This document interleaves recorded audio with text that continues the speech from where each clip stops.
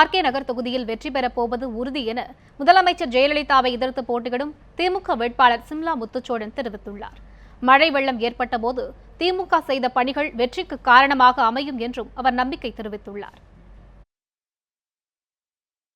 தலைவர் தளபதி கனியக்கா அவங்க எனக்கு ஒரு பெரிய கிரேட் ஆப்பர்ச்சுனிட்டி கொடுத்துருக்காங்க.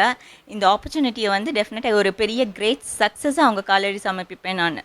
ப்ளஸ் இந்த தொகுதியை பொறுத்த வரைக்கும் எங்கள் அத்தை ஆக்சுவலி 1996 2001 வரைக்கும் she was the MLA for this constituency. அவங்க எப்படி விட்டுட்டு போனாங்களோ அதே நிலைமையில தான் இன்றைக்கும் ஆர்கே நகர் இருந்து கொண்டு இருக்கிறது. கடந்த 15 வருஷமாக அது பின்தங்கி தான் இருக்குது. ஸோ முதல்ல நான் இந்த தொகுதிக்கு வந்த உடன் அந்த 15 வருஷம் பின்தங்கினதை டெஃபினட்டாக I have to make forward.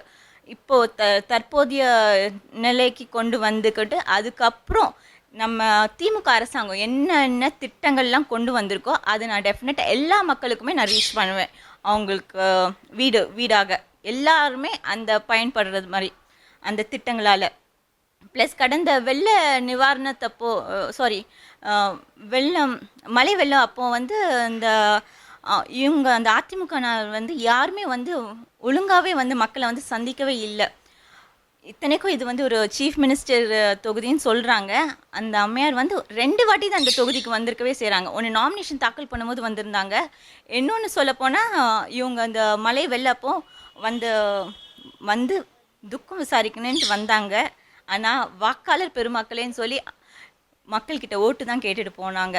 So இதிலே தெரியுது எப்பேற்பட்ட ஒரு சிஎம் நம்ம இப்போ ரூல் பண்ணிக்கிட்டு இருக்கிறாங்கன்ட்டு.